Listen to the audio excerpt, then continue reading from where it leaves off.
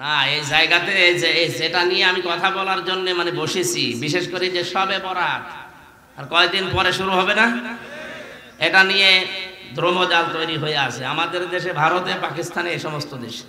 এটা ক্লিয়ার করা দরকার। আসলে শবে বরাত কি, কেন আসে, কি শিক্ষা দেওয়ার জন্য 1 বছর পর পর এই শাবান মাসটা আসে। আজকে 3 তারিখ, দেখতে দেখতে মাসটাও চলে যাবে। অথচ রজব শুরু হওয়ার প্রথম দিক থেকে নবীজি দোয়া করতেন, আল্লাহুম্মা বারিক লানা ফি রজব ওয়া শাবান ওয়া বাল্লিগনা রমাদান। রজব আর শাবানের বরকত দাও। সে বরকত কি, সেই বরকতের কথাগুলো এই আয়াতে আছে। আপনি চলে যাবেন স্পষ্ট কথা শুনে, না এখনই চলে যাবেন?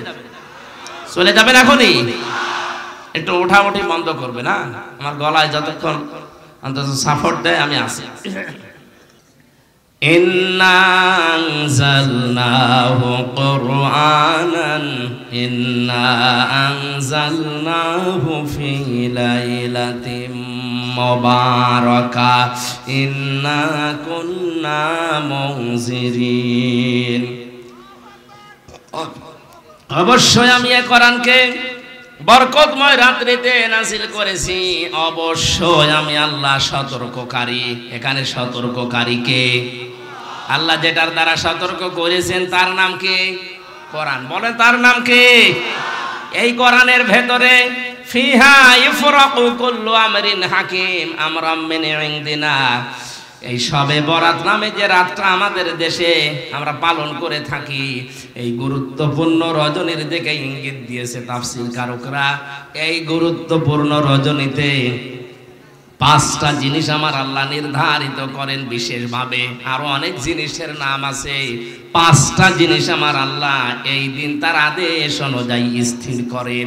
জোরে বলেন সুবহানাল্লাহ। ইন্না কুন্না মুরসিলিন। অবশ্যই আমি আল্লাহ রাসূলদেরকে পাঠিয়েছি রহমাতাম মির রাব্বিকা, তোমার রবের পক্ষ থেকে এটা রহমত, দয়া। ইন্নাহু হুয়াস সামিউল আলিম। অবশ্যই তিনি শ্রবণকারী এবং জ্ঞানী।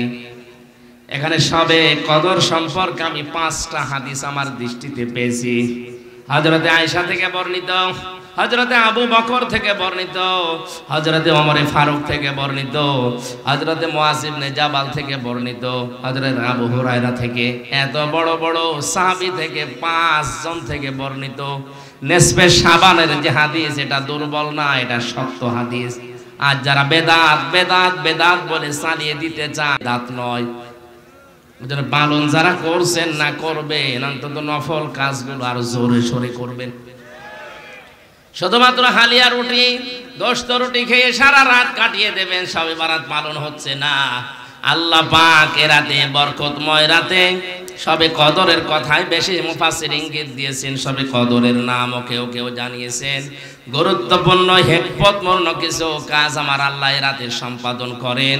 তার ভেতরে অন্যতম আমরাম মিন ইনদিনা, তোমার রবের আদেশ ক্রমে, রবের আইনের দ্বারা।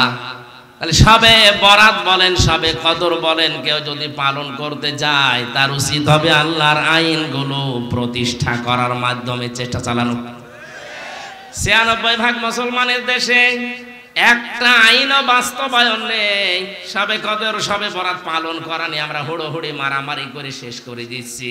অথচ আসল যদি আমরা বুঝে নিতাম, নামাজ পড়া ফরজ পড়ি, যাকাত দেওয়া ফরজ অন্তত কিছু না কিছু দেই, হজ করা ফরজ করে আসি, রোজা রাখা ফরজ কয়েকদিন পরে শুরু হবে।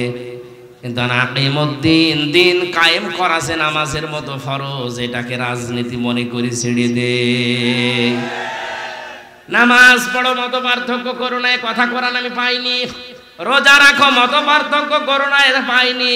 হজ করো মত পার্থক্য করো না, পাইনি। যাকাত দাও মত পার্থক্য করো না, আমি পাইনি। কিন্তু এইটা বেশি, আন আকিমুদ্দিন ওয়ালা তাতাফাররাকু ফি। দিন কায়েম করো, এই বিষয়ে কোনো মত পার্থক্য করো না, কোনো ফতোয়াবাজি করো না। অথচ এইটাই যত রকমের ফতোয়াবাজি বাংলাদেশে হয়। দিন কায়েমের ব্যাপারে কোনো চিন্তা ভাবনা ওর নেই, নামাজ পড়ে যাচ্ছে একেবারে 5 ওয়াক্তের জায়গায় 8 ওয়াক্ত মিলিয়ে। অথচ দিনও যে নামাজের মতো কায়েম করা ফরজ, এখানে কোনো পার্থক্য চলবে না। এইটাও বোঝেও না, বোঝাতেও চায় না, মানুষকে বুঝতেও দিতে চায় না। পৃথিবীর যত নবী আল্লাহ পাঠিয়েছেন এখানে 4 জন বড় বড় নবীর নাম আছে। প্রত্যেকটা নবীর শরীয়তে কম বেশি রদবদল ছিল। কোন নবীর শরীয়তে এইটা ছিল, পরের নবীর শরীয়তে এটা ছিল না, কিন্তু প্রতিটি নবীর শরীয়তে এইটা ছিল যে নাকিমুদ্দিন, দিন কায়েম করো।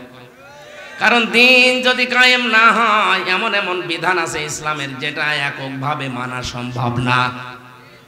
বাংলাদেশে যতদিন দিন কায়েম না হবে, ইসলামের এমন বিধান আছে যেটা ওয়াজ করে নসিহত করে বন্ধ করা সম্ভব না। কিয়ামত পর্যন্ত ওয়াজ করে জেনা বন্ধ হবে, আরো জোরে সুদ বন্ধ হবে, ঘুষ বন্ধ হবে। এটা বন্ধ করা ওয়াজের দ্বারা সম্ভব না, এটা আইন করতে হয়। যেন আমরন, আমরন মানে আইন, আমরন মানে আদেশ। আমি আল্লাহ এর হাতে গুরুত্বপূর্ণ কিছু আইন, আমার আদেশগুলো আমার নিজের সিদ্ধান্তে বাস্তবায়ন করে থাকি। 5 প্রকার মানুষের নাম আছে, এর হাতে আল্লাহ তাদেরকে মাফ করে না, বাকি মানুষকে তিনি মাফ করে দেন।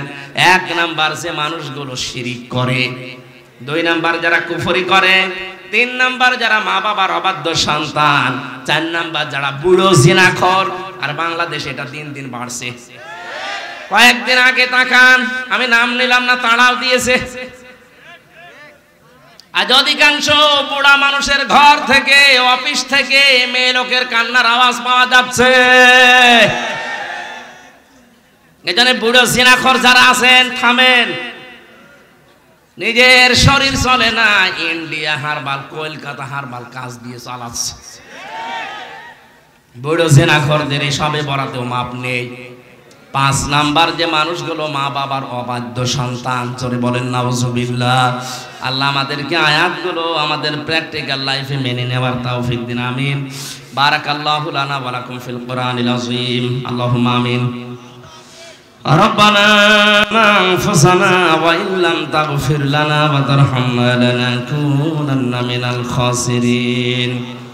রব্বুল আলামিন সিরাজগঞ্জ জেলার বেলকুচি থানার শেরনগর এ মাহফিলের দিকে তাক, রাত 12টা বেজে যাচ্ছে।